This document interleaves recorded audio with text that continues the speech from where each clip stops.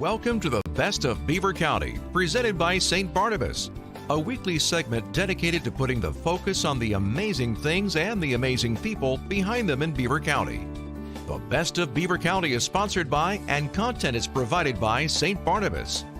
The show airs every Thursday from 11 to 11:30 on WBVP WMBA 99.3 FM and Facebook Live. Now, with no further ado, let's welcome host Mike Romigh to introduce today's program.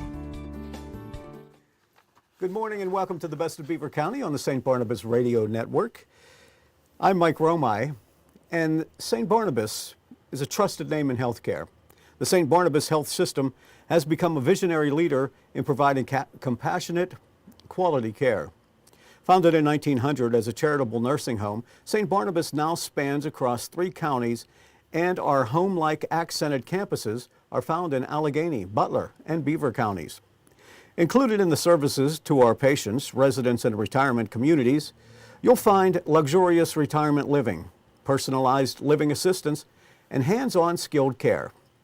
Additionally, through the Medical Center, St. Barnabas offers the following health services that encompass a range of specialized doctors, dentistry, home health, home care, hospice care, and palliative care.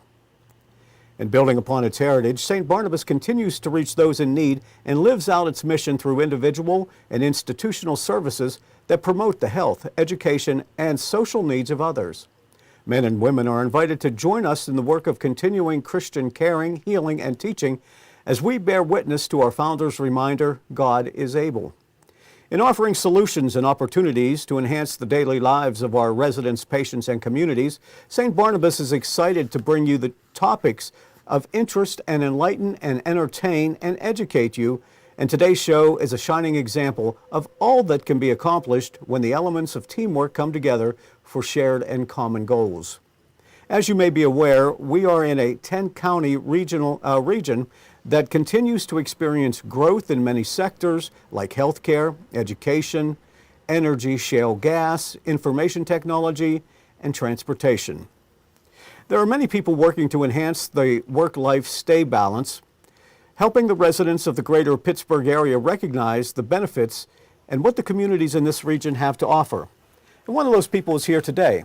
Please join me in welcoming Butler County Commissioner Leslie Osche. Good morning, Leslie. Good morning. Thank you. Thank you for making the trip to Beaver County. Oh, it was if it had just not been raining today, it would have been a perfect trip, but always a beautiful drive down. Well, you know what? If it wasn't raining today, it would be 10 degrees colder, and you would have drove true. through in the snow. I would have been in snow. So, well, always a bright side. We probably would have been doing this by phone if that was the case. But beautiful Butler community has really grown over the years. As I remember, there's a lot of farm country when you had to travel through before 79 and 279 and all that other stuff. So much has changed. Really growth out there. You are on the Board of Commissioners. You also co-chair. You participate in an array of other government and business initiatives, creating economic opportunities. So could you tell us a little bit about your background and how it brings you to where you are today? Sure, thank you. You know, so it's interesting. I went to Duquesne University, and I came from Butler, obviously. I born, raised, bred Butler. My father was a World War II veteran, so I was always taught that service was important, and was a Girl Scout, and I credit a lot of those early school activities, participated in student council, those sorts of things, was always engaged. Once I got to Duquesne, had the opportunity in the Pittsburgh area to meet a lot of different people and to work for the Three Rivers Arts Festival in Pittsburgh, which gave me sort of that arts experience.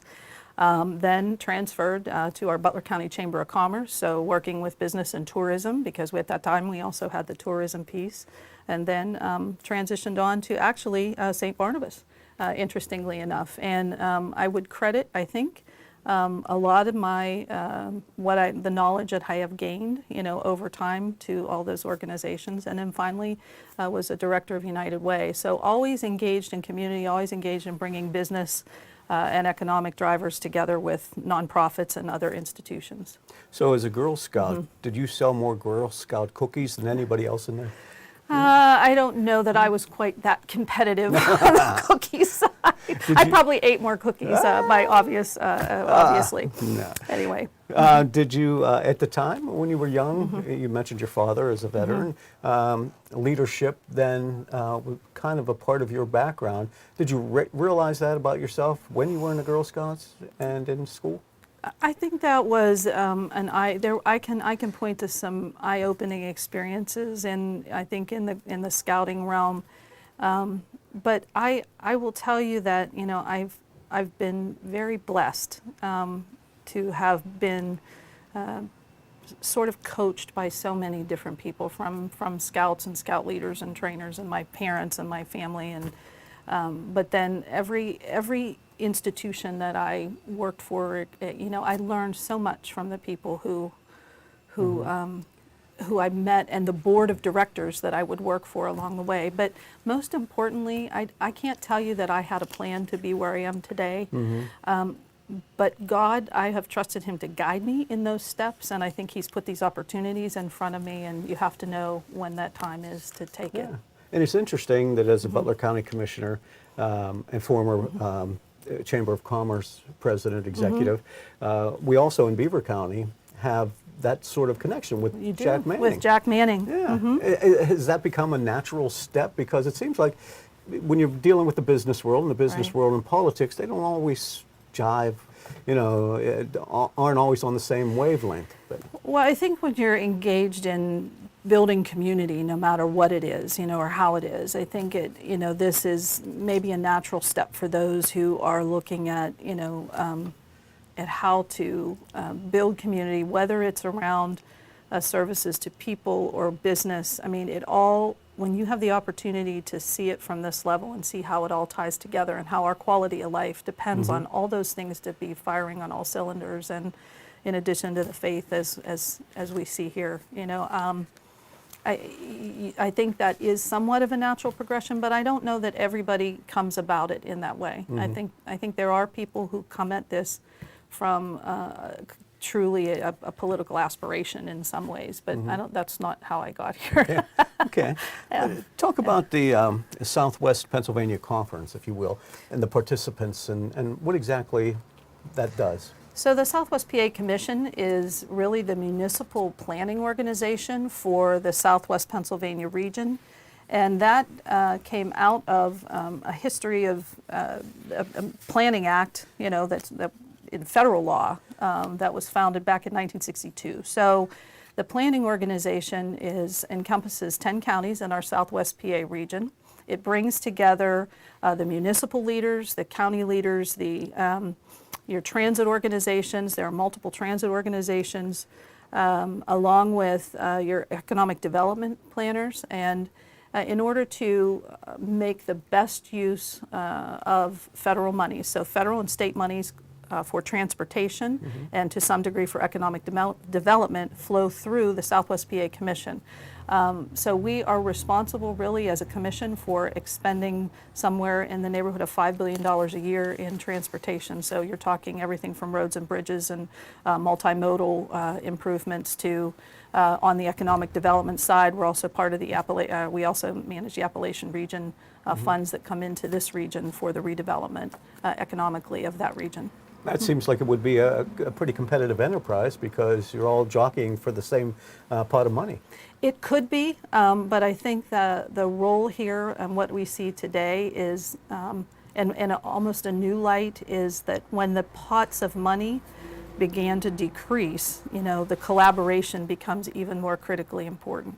And we are positioned right now in this region with not only leaders in all of the 10 counties, but to really work together. And I think, what we bring to the table and what we learned in Butler County was how important it was in order to drive, for instance, the Gateway 228 project that I think we'll talk about a little bit later, but we learned the importance of making sure that we had not only our county at the table, but our municipal leaders and the commission and the support of our surrounding counties in getting something done. So we're well positioned for that right now. And again, in the last 20 years, the growth of Butler County, and especially the Cranberry, Wexford area, has been astronomical.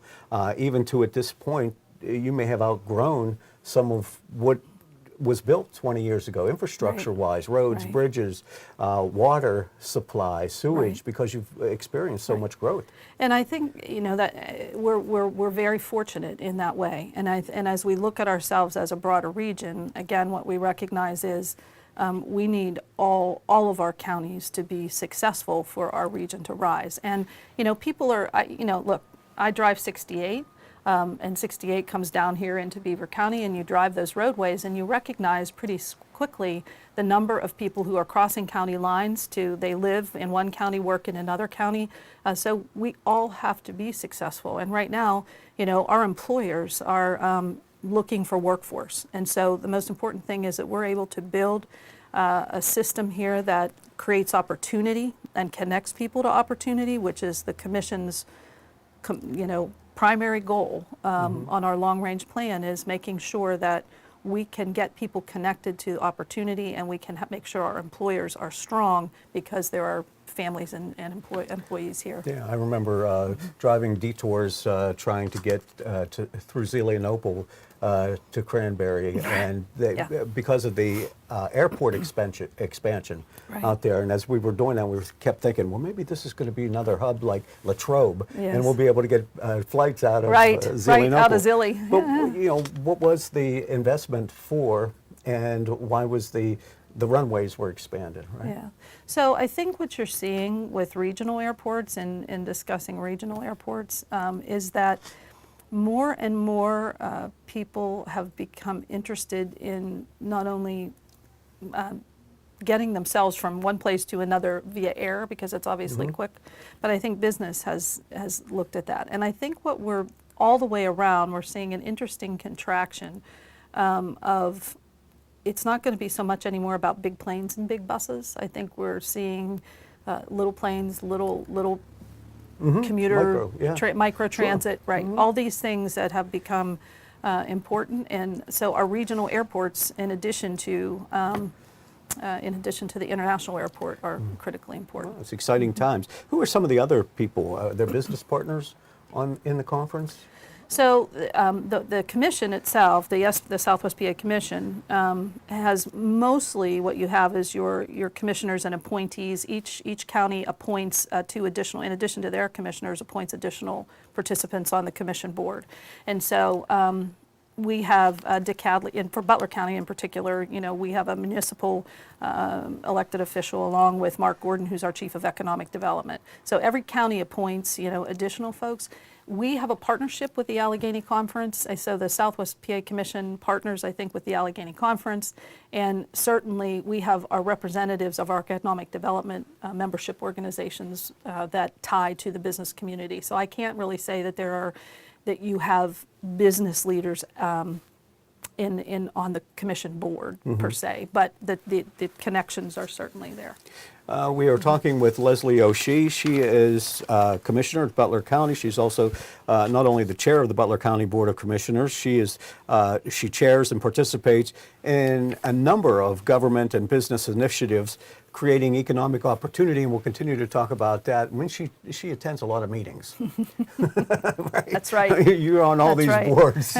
You're probably at a meeting at least twice a night. Yeah, well, that's okay. We're making connections. That's what's important. And that's what's important, making connections and revitalizing this 10-county area. And we'll continue with the best of Beaver County and Butler County and Lawrence County and the 10-county area on the best of Beaver County on the St. Barnabas Radio Network. It's been stated before that working at St. Barnabas is compassionate work with excellent career opportunities.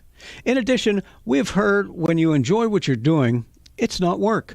But don't take my word for it. Let's listen in to what motivates their employees. Hi, my name's Susan Elleteri. I'm grateful for my nursing career and the satisfaction that excellent care brings. This alone keeps me coming back every day. When our residents look forward to seeing us and are thankful for our excellent care, it goes a long way. Keeps me coming back every day. Find out about the exceptional career opportunities St. Barnabas has to offer by visiting stbarnabashealthsystem.com/careers for more information, or by calling 724-444-JOBS. That's 724-444-5627. Find out why St. Barnabas is apart from the ordinary. This is the Best of Beaver County on the St. Barnabas Radio Network. We are speaking with Butler County Commission Chair Leslie Osche. We're also talking about the Southwestern Pennsylvania Commission, a number of projects in the pipeline. Money's coming from Washington as well as from the state to help the area, and leaders such as Commissioner Osche in doling out those dollars in order to make our area even better and more attractive for people to not only do business but to move families into our areas. And that's an important aspect of it as well. If you're coming here for a job, you want to make sure that that your family is going to be comfortable and you have a lot for your family. One of the projects that was undertaken and completed, it seems like, in the 30 years I've been in this business, people were talking about the Crows Run extension and when is that project? And that project is never going to get done. Well, it was finally done, and now moving on to bigger and better things. Right. So I think, I'm certain that the Commission played a role in that, as well as our partners at PennDOT. And so that was really a safety project. I think that roadway, because it took out a lot of the dangerous curves and allowed for, I think, freer flow of traffic and safer flow of traffic from Beaver County, east, I guess, northeast. And then, for us in Butler County, to make the further connection even on, because that was a connect, obviously, a Cranberry Crows Run. And it went as far as sort of the edge of the county line almost, and then stopped. And certainly there were many reasons for that, none the least of which was, the fabulous advocacy, for funding that I think occurred with our Senate leadership at the time and our political leadership at the time at the state level. But that said, when we came on board, the rest of that whole 228 corridor was one that had struggled for 30, maybe close to 40 years in trying to get expansion. And so things grew up around it in spite of all of that, but then we've been playing catch up on that corridor ever since. So we took advantage of an opportunity that we had. We got invited to, Commissioner Geyer and I went to Washington, D.C. We were invited to meet with the Transportation Secretary. We recognized that we might have an opportunity to really drive this project forward, and working with the municipalities and PennDOT created the vision for Gateway 228, which really, if you think about it, is a river-to-river connection. It's a 28-plus mile, 26.4 mile to be exact, freight and commuter corridor that if you take it across Butler and Beaver County, goes from one river to the other, from Freeport all the way to where the Shell cracker plant is today. So the importance of that corridor, there is $28 billion of commerce and freight that goes across that corridor annually. So it has significance. So we were able to bring two, which is almost unheard of, two build grants 2 years apart, which were in excess of $20 million apiece, so $40 million to that corridor that allowed us to move forward the Balls Bend project and the 3 Degree Road project that are currently underway as we speak.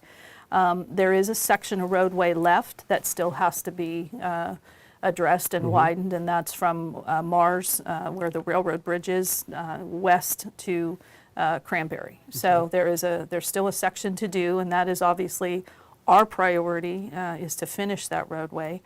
But at the same time, I think what we now have in a new look is a transit hub.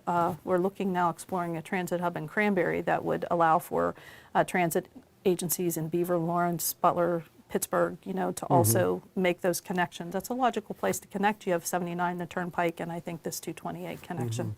And there's, can you give us an update on, which would be vitally important to people in Beaver County, the Broadhead Road study? So that study was just completed, and I believe they're due to meet with my fellow commissioners here in Beaver County to present that study. So that's an 11-mile corridor with, I believe, 22 intersections. And obviously, if that is an important economic corridor for Beaver County, and without understanding the study that's been put together looks at how to improve all of those intersections and allow for more multimodal transportation, because people obviously want to be able to safely walk and ride bicycles and commute. I mean, all new ways of getting to work now.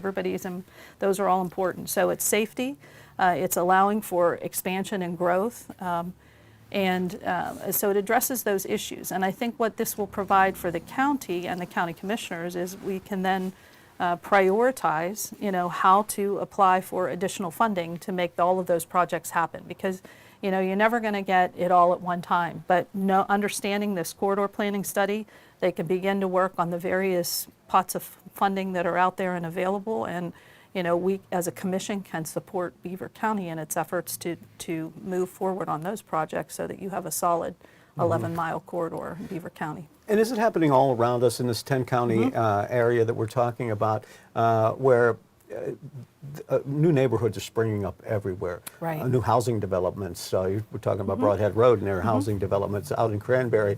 You take the back roads, which used to be farms again, and trees, and you're just seeing multi-million-dollar properties out there, and house developments. That's happening all over the places. So is that what you're saying, that these type of projects need to get done to get those people to where they need to go in a little bit faster and more expedient time? They truly do. And so every county has something that they're interested in working on. And right now, I think our vision forward, as I said, is we are positioned as a region to be more collaborative than ever and more successful than ever. We have incredible opportunities here because of the energy industry, because of our move toward automation and artificial intelligence and robotics, positioned well there. It's all important, and we are. This is the time now that we need to advocate for the funding that we need to bring back to this region to make these projects go. But what the commission is doing is, preparing these types of. This is an example where you have a plan. We can go in with a plan and say, this is what matters, and this is how it ties to those connections. And Broadhead Road would certainly tie to the corridor that will connect all the way from the cracker plant all the way across to. And so Armstrong County, for instance. Right. So, and we're trying to be appealing to those companies, as the commissioners here did, in trying to lure Shell to come here and build a cracker plant. Right. Amazon sites are cropping up all over the place, and I'm sure you know of many other Fortune 500 companies that are always looking for properties and how it's going to make them attractive and competitive in a global environment. Right, and you look at, Lawrence County in particular sees themselves as being able to position themselves as perhaps a logistics hub. So they would, they are looking at an investment in their airport. They're looking at investment in their roads and their intersections and bridges.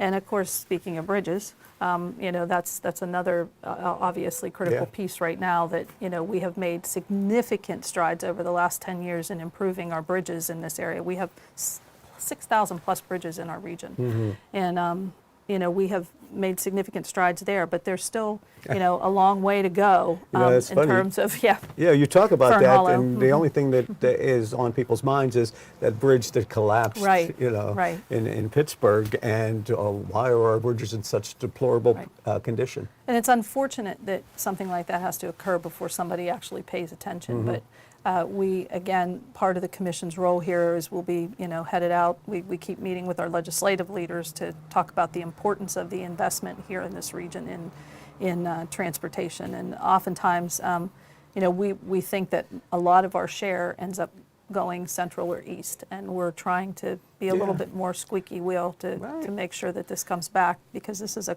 critically important region for the country. And so you go to Harrisburg, you go to Washington, and you try and make your case and say, this is, these people, and they're thinking, where's that place? There are other bigger states and bigger economies, and they think, we're not really going to throw a couple $1 million that way. But the president's talking about an infrastructure plan. Correct. The state, then has to approve it and again, dole it out to the different counties. So you have to be very persuasive. Right, in your arguments. Our effort was to get ahead of that, working between the commission and the conference and all of the partners to craft our message on what our goals are and how we want to make that happen here in Southwest PA. And all eyes really are on Pittsburgh region right Sure. now. They truly are. Very good. And we're bedroom communities, Right. to the bigger cities, which is okay because there are people that live and work and do business. They have to eat and they have to have hospitals and all the other things. Well, we made the case, because there was part of the big piece of this is about environment, but we made the case that our rural areas, surrounding the Pittsburgh metropolitan area, are critically important to maintaining that rural nature of those places for the environment. And we've put a lot of money into ag preservation and in preserving farmland and all of those things. I mean, we've made significant additional investments in our county, and I know our other colleagues around the region have. So those are all things that you have to be able to point back to say, in order to be successful in a region, you have to have all of those elements, and we have to be able to maintain some of that rural nature of who we are. And you feel that the commission has been successful? These projects have been successful for the people in this region? I do. I think we have a lot of work to do. I think we've done some incredible things, but I think I think we're here to show that we were able to do what we did in a very short time frame on the 228 project, and that's why we'd like to see that happen for the entire region. Okay. Very good. I want to ask you, and I'm not familiar with this at all, but the XTO Energy Panel, the advisory panel, what is that? Well, so I had the opportunity to serve on that panel when I was with United Way, and XTO had, when they first came into the region, they thought it was very important to make connections with community leaders and with the community in general in planning, how they made their investments in the community as well. So being on that advisory panel, they were concerned about environment, they were concerned about education and, workforce and all of those things. And that panel was able to advise them on how and where to make investments in being able to support all those things. So that's why you see that, Yeah. And most of the energy companies, I think, did similar things. Well, and certainly has been brought to our attention more in the last 5 years or so since they've been building the plant out here, seeing how energy is changing and so many different avenues to go down, and clean energy is what everyone is looking for as well. Right. Another issue is broadband extension. Some people, when they hear about broadband extension and putting money into it, they say, well, you know what? If you can't afford a computer, we shouldn't have to pay for it. But the world is run by computers. Business is run by computers. As we learned in the last 2 years, you may have been out of a job if you couldn't work from home because it's that important. And we have a lot of children who, during the last years, during the pandemic, weren't able to get their studies done because they don't have access to broadband. Right. What are we doing to rectify that situation? So the commission is just like they would have done with the Broadhead Road study. The commission has taken on the role of, because if you think about it, broadband is part of our infrastructure. So that's a critical piece of infrastructure, and that's kind of the new realm that we have now entered in as the commission. So they've taken on the study for the region in collaboration with CMU and Allies for Children, particularly because those children were left out in the cold if they were in rural areas and didn't have broadband to access education. So they have taken on, they're putting that study together again so that we can understand what those projects are that need to bring access to rural areas that don't have access, but also in where there is access, it's not affordable necessarily for everybody. So the study is looking to do that and help us figure out where to invest the money and how to make that happen. Trying to keep us competitive in the 21st century. Exactly. That's what you're doing. Exactly. Butler County Commission Chair, Leslie Osche is our guest. She's also with the Southwest Planning Commission and so many other boards that that she advises on, and all this to bring better living standards in for not only the residents but the economy of our 10-county area. We thank you for coming in and congratulate you on the work that you're doing, and we look forward to hearing more about it. Well, we look forward to continuing to partner with all of you as we go forward. Yeah, so thanks to St. Barnabas. Yes, bringing you this program, St. Barnabas Radio Network, so that you're not just getting sound bites or small paragraphs in a newspaper somewhere. You're hearing the story, you're hearing the background on it from the people who are making a difference. And we thank you for listening and watching the Best of Beaver County on the St. Barnabas Radio Network. Thanks once again to Leslie Osche. I'm Mike Romigh. We'll talk with you again. Stay safe. Thank you for listening to the Best of Beaver County. St. Barnabas is pleased to have provided content and sponsorship for the program. Tune in this Sunday at 11:30 for an encore presentation of today's program on Beaver County Radio. And next Thursday at 11 for another edition of the Best of Beaver County on WBVP, WMBA, and 99.3 FM.